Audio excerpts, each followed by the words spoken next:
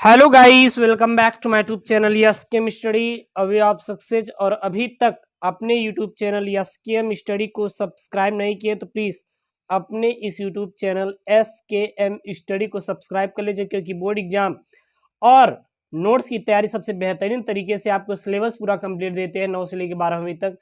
Subscribe कर लें। और बहुत ही इंपॉर्टेंट टॉपिक क्लास 10th का लेके आए हैं, प्रतिबिंब।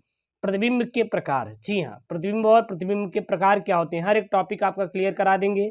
तो बिल्कुल आपको टेंशन लेने की जरूरत नहीं है, बस आपको केवल अच्छे से पढ़ाई करनी है। ठीक है, चलिए तो सबसे पहले जानते हैं कि प्रतिबिंब। प्रतिबिंब को अंग्रेजी भाषा में बोलते हैं इमेज। मीनिंग क्या होती है? EMAGE, image.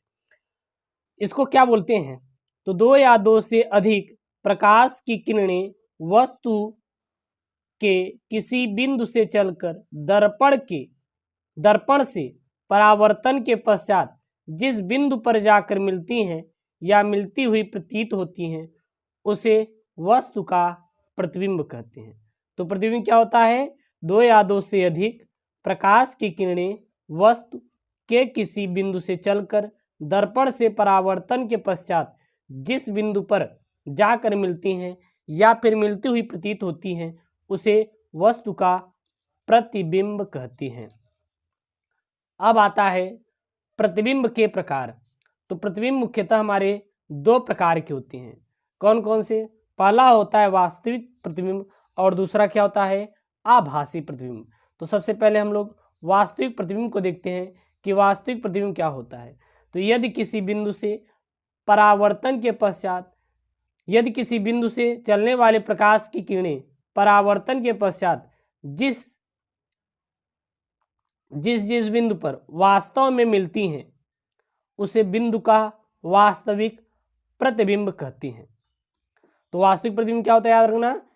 यदि किसी बिंदु से, या फिर दे देगा सीधा आपको बता देना, यदि बिंदु से चलने वाले प्रकाश की किरण परावर्तन के पश्चात जिस बिंदु पर वास्तव में मिलती हैं या जिस बिंदु पर वास्तव में मिलती है उसे बिंदु का वास्तविक प्रतिबिंब कहते हैं। जैसे कि सिनेमा के पर्दों पर बना प्रतिबिंब वास्तविक प्रतिबिंब होता है। दूसरा आता है आभासी प्रतिबिंब। तो आभासी प्रतिबिंब क्या होता है, यानी कि वर्चुअल इमेज। यदि किसी बिंदु से चलने वाली प्रकाश किरणें परावर्तन या अपवर्तन के पश्चात किसी दूसरे बिंदु से निकलती हुई प्रतीत होती हैं तथा अपसारी हो जाती हैं तो उसे वस्तु का आभासी प्रतिबिंब कहते हैं। तो उसे क्या कहते हैं? आभासी प्रतिबिंब कहते हैं।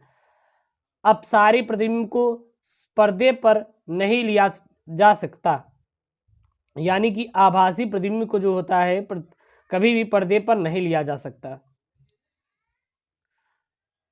समतल दर्पण से सदैव आभासी प्रतिबिंब बनता है, यानी जो समतल दर्पण का यूज करते हैं चेहरा देखने के लिए, उसमें सदैव कौन सा प्रतिबिंब बनता है?